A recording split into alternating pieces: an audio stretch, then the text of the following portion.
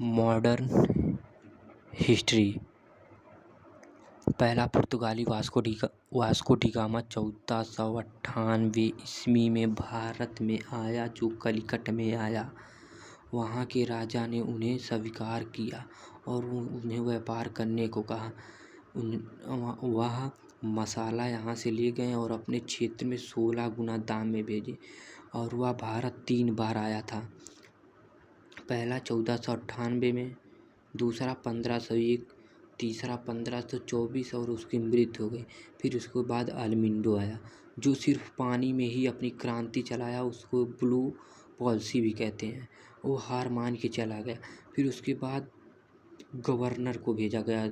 अल्मिंडो first governor था, और फिर उसके बाद अल्ब्रुक गवर्नर को भेजा गया। फिर उन्होंने 1510 में आया और अपनी स्थापना की गोवा में, और उन्होंने अपना पुर्तगालियों का पहला साम्राज्य स्थापित किया। और पुर्तगालियों इतना चरम सीमा में पहुंच गए थे कि उनका सामना कुछ अलग ही था। फिर उसके बाद डच को देखा नहीं गया। डच ने कर दिया आक्रमण।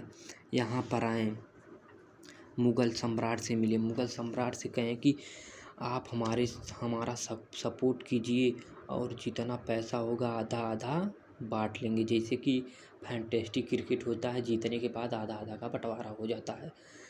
उसके बाद उन्होंने बोला, इंडियन मुग़ल सम्राट ने बोला, ठीक है, आप जाइए, पुर्तगालियों को हरा दीजिए, और फिर हम लोग अपना काम करेंगे। डच ने पुर्तगालियों को इतनी बुरी तरह से हरा दिया, पूछिए मत। हराने के बाद उन्होंने अपनी कंपनी 1602 में डच ईस्ट इंडिया कंपनी की स्थापना की। फिर उसके बाद उन्होंने पुर्तगालियों की पहली फैक्ट्री कोचीन थी।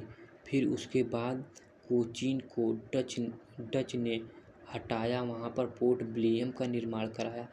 फिर डच ने अपना फैक्ट्री मुस्लिम पट्टी में स्थापित किया, और फिर यहाँ पर वो भी डच भी इतना चरम सीमा पे चल गए थे कि उनको एकदम समझ लिए पूरा क्षेत्र ही कब्जे में कर लिए थे।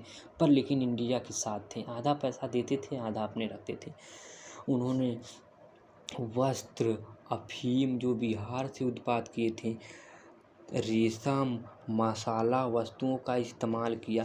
फिर उसके बाद ब्रिटिश आए। पहला ब्रिटिश आया जोहन मिल्डेन। फिर उसके बाद उन्हें देखा नहीं गया कि डच बहुत ज़्यादा ओवर कॉन्फिडेंस में अपना काम कर रहे थे। 1759 में बदेरा का युद्ध हुआ, डचों के माध्यम और अंग्रेज ने डच को इतनी बुरी तरह से हराया कि भारत के पैर ही उखड़ गए। फिर उसके बाद अंग्रेज 31 दिसंबर 1600 में ईस्ट इंडिया कंपनी की स्थापना की, और फिर उसके बाद वहाँ की पहली ईस्ट इंडिया कंपनी की अध्यक्ष की थी एलिजाबेथ प्रथम। फिर उसके बाद 1613 में ईस्ट इंडिया कंपनी की पहली फैक्ट्री सूरत में खुली। जस्ट 1613 से पहली कोठी 1611 में मुस्लिम पट्टी पे खोली गई थी। फिर उसके बाद फ्रेंच आ गए। फ्रेंच ने 1664 में फ्रेंच ईस्ट इंडिया कंपनी की शुरुआत की। फिर उन्होंने औरंगजेब से मिला 1668 में। 1668 में ये कहानी और है, जॉर्ज टू, जिन्होंने डच की महारानी कथरानी से शादी की और दहेज में मुंबई पाया। फिर आप उसको छोड़िए, वो हमारे सिलेबस से बाहर है। 1668 में औरंगजेब से सलाह लेकर फ्रेंच ने औरंगजेब से सलाह लेकर सूरत में अपनी पहली फैक्ट्री डाल दी। फिर दूसरी फैक्ट्री आपकी मुस्लिम पट्टी, फिर तीसरी पांडिचेरी में। फिर ये भी चरम सीमा पे पहुंच गए। वहाँ का एक और अध्यक्ष बना डुप्ले सारा इतना खतरनाक आदमी था। यहाँ के राजाओं जानते हैं कि यहाँ के राजाओं में खून खौलता है कि कैसे मेरा बगल वाला मुझसे आगे जा रहा है, इसको दबाओ साले को। तब डुप्ले था साला, आपस में राजाओं को लड़ाया। जैसे हम और आप लड़ा दिया, हम जीत गए तो हमको वो हरा कि अपने अपना लेता था। ऐसा ही अंग्रेज ने हम लोग को हरा के ऐसे ही अपनाए थे। फिर उसके बाद अंग्रेज और फ्रांस आमने सामने आए। कर्नाटका में 3 वार हुआ, इसी को कहते कर्नाटका वार। पहला वार 1746 से 48 की, और 1749 से 1754, फिर 1756 से 1753 में 7 ईयर्स तक हुआ।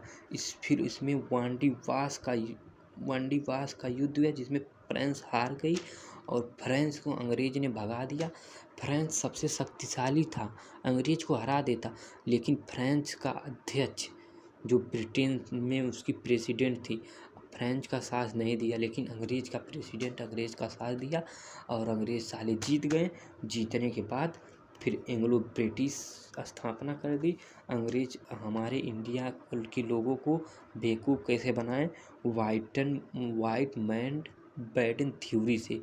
कहें कि भगवान ने हम लोग को गोरा बना के भेजा है यहाँ पर आप लोग की रक्षा करने के लिए। धन्यवाद। अगला एपिसोड बाद में डाल देंगे, शॉर्ट नोस्ट है।